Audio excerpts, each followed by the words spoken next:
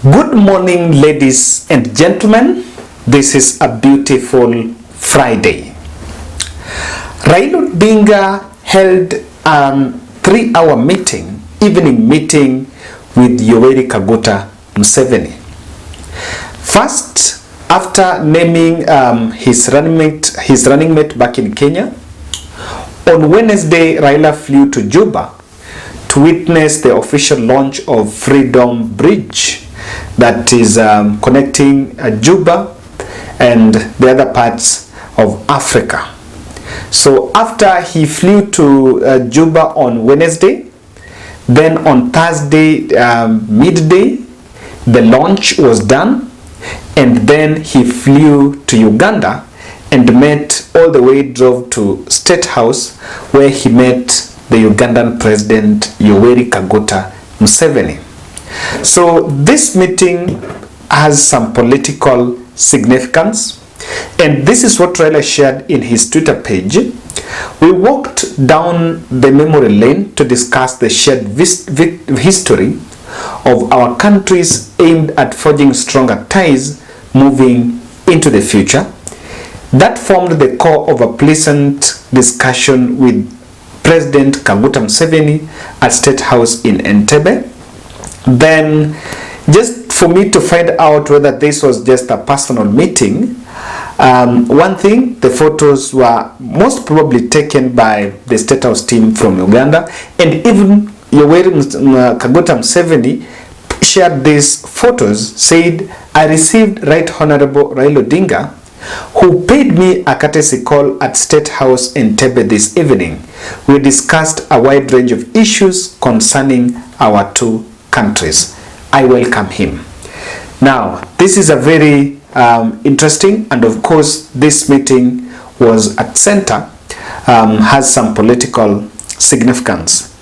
I should also mention here that for the first time, not even for the first time, but I think even 2017, Uganda is part of the diaspora voting bloc. So good relationship with the countries like Uganda and the rest of the East African countries is something that is core to maximizing the ballot. And I am not, of course, I did not see photos where Raila was doing diaspora campaigns in Uganda. Let me remind you, the last time Raila Odinga met with Yoweri Kaguta Museveni, a successful such a cordial meeting, was in February 2012. By that time, they actually met in Kisumu and Raila Odinga's residence, and Raila Odinga was the Prime Minister by then. Then after meeting in Kisumu, 2 weeks later, Raila flew and met Museveni in Entebbe, Uganda. By that time, Raila was Prime Minister, and because he had close ties with Jakaya Kikwete, who was the president of Tanzania, Yoweri Kaguta Museveni was asking him to negotiate very East African ties with Uganda, because not Uganda, rather Tanzania, because Tanzania wanted to drift away from the East African community. And they were using Raila because Raila was close to Jakaya Kikwete and the late Magufuli, who was the Minister of Public Works then in Tanzania. So that was the last time. So in a very interesting way, let me explain for you how Museveni has been shifting allegiance in terms of Kenyan politicians, with Kenyan politicians. I was just reading some few articles here, and I captured it very interestingly. When Kibaki was president, before even the new constitution, he was very close with Kibaki. And towards the end of Kibaki's term, that was the meeting that was held in February, he was close with Raila Odinga. Because by that time in February 2012, remember this was a year before the general election, Yoweri Kaguta Museveni knew that Raila was popular, and so Raila was going to be the president by then. So he was just positioning himself with the next government of the day. Remember, he's one of the most longest serving presidents, I think, in East Africa. And if I may be wrong, if you do a fact check, well, you might even realize in the whole of Africa. So that happened. Then towards after the Jubilee government came into power, or during that period, he then shifted and then started supporting Raila Odinga, not Raila Odinga rather, started supporting William Ruto and President Uhuru Kenyatta. Now, to that moment, interestingly, people who have studied Yoweri Kaguta Museveni politics term his as pan-Ugandan and anti-imperialist. Anti-imperialist is anti-colonial, someone who doesn't want to hear of British government or colonialism. So by that time, he did not like the fact that Raila Odinga and the team were pushing for the ICC. By then, he is really anti-ICC, and by that time, that's where he felt like Raila Odinga is loved by the British and the Western powers, and that is not something that he would want just around playing his brand of politics. Does not work well with the Western powers. So he broke a tie. But then when President came into power, President Uhuru, he was very close in the first term. He was very close with President Uhuru. In fact, somewhere in 2015, Ruto, who was a deputy president by then, went even and campaigned for Museveni there during the campaigns when Museveni was facing off with Kizza Besigye, who by that time was on the other side of was with Raila Odinga. So the relationship went up to the way even in 2017. But then, even from the 2018 after the handshake, during that time up to last year, he was very close with the deputy president. Now let me give you a gist here. In July, Ruto went there and commissioned a vaccine manufacturing plant that was supposed to be established somewhere in Matuga, Wagiso district. That was in July last month. So last year rather. August the same year, Ruto was blocked at the airport in company of Oscar Sudi, Ndindi Nyoro, and another Turkish businessman known as Harun Ayadin. Harun Ayadin was the investor that was at the heart of that project in Tanzania, in Uganda. But then I think government was a bit skeptical of his relationship with Museveni, and it seems that President Uhuru Kenyatta held talks with Museveni about this issue. And this is why they broke ties between, this is where Deputy President and Museveni differed. The said project that Ayadin was supposed to commission in Tanzania, in Uganda, in December the same year last year, the Parliament of Uganda realized that Museveni had been cheated or had been brainwashed in that project. So the company and even the Ugandan authorities, or rather the Ugandan authorities that were at the heart of that project, did not have the capacity, and that project collapsed. Number one, there was no capacity to run that project. Number two, I think the loan that was supposed to be offered was from Kenya, and the project was shrouded in some misery and kind of some mirage, and it collapsed. While as a president, Museveni had gone to the public and even called press conferences telling the media and the residents of Uganda about the said project. To date, even after the foundation was laid, that project is never there. From then, you will realize that relationship between William Ruto and Museveni has been frosty, and in fact, Museveni's son, who wants to inherit the leadership from the father, is on the other side now, is very close with President Uhuru Kenyatta, despite the fact that the father was supporting William Ruto. So critically, this meeting is happening 88 days to the general election. You cannot underestimate. And from where I'm sitting, Museveni is simply shifting allegiance from William Ruto to Raila Odinga. Very critical. What is happening is, because of his brand of politics and his succession plans, he has always wanted to be very friendly with Kenya. If that is something that you realize, he always wants to be with the government of the day, so that I think there is a bit of that mutual concept, that mutual understanding. So ladies and gentlemen, I want us to look at what do you think are the implications of this meeting, or what could be that was most likely discussed in this meeting. Because number one, Raila Odinga flew there in his personal capacity. The last time they spoke with Museveni was in 2012.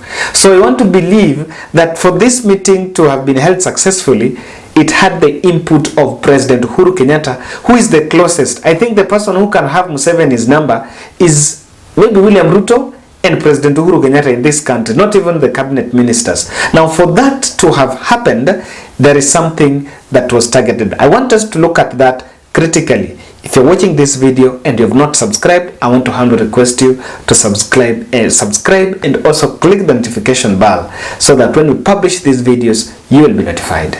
So, in my understanding, something that was on table here is Raila Odinga is simply consolidating ties on foreign policy front. By the way, if you want to find someone who has a very friendly foreign policy, is Raila Odinga. This is a credit that you can give him based on his maybe the work that he has done and relationship with the heads of states. Raila Odinga has close ties with the DR Congo. The late Magufuli was, I think, his best friend in terms of the presidents of East Africa, and is very friendly with the rest of the country. So what could be here is Raila is simply trying to establish a friendship with Uganda.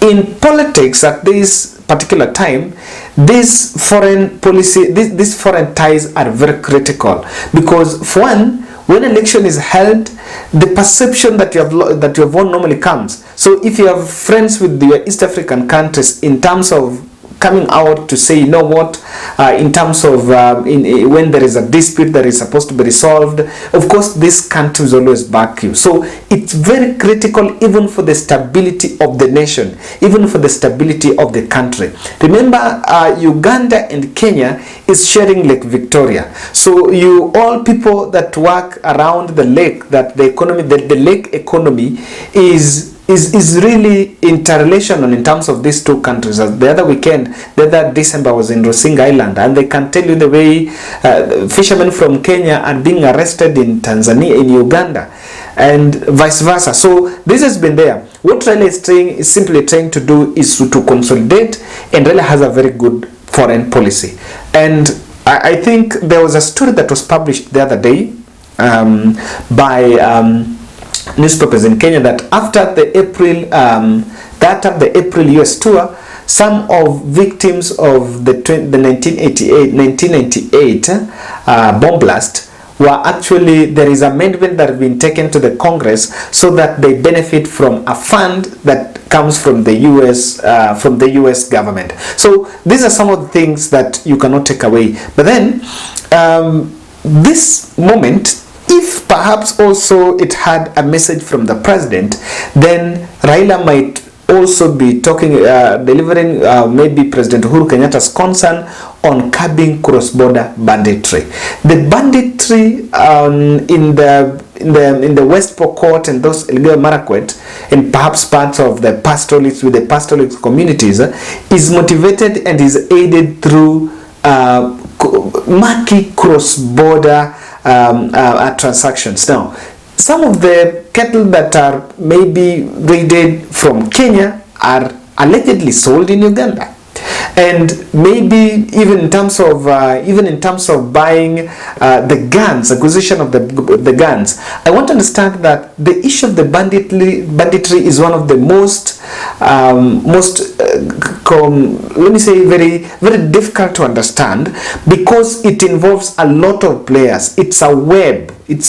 If it can be allowed, I think the president should even make sure that he makes it, or rather declares it, a national disaster, just like terrorism, because it is really wreaking havoc in that other part, in that side of the country. So if the president might also be sending Raila in the wake of these unfortunate incidences, on maybe a way the two countries can work together, founding in maybe just making sure that they make a very good way on this. But then Museveni is just shifting camps. This meeting could still be on blessings of Museveni, as I mentioned, that is shifting camp. But something is interesting, and when I was just doing my research, I found out and I realized that That was the first tour that Raila is making after naming the running mate.